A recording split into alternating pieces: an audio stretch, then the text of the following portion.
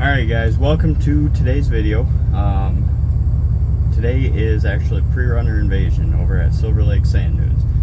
And I obviously am in the Prerunner. We're going to road trip it over there, see if it makes it. I am really hoping it does, but we're just going to see what happens. I mean, it should be good. Hopefully at least. But I'm going to keep picking it up along the way as we go, and we should have a fun time over at Silver Lake today, so I will just pick it up along the way.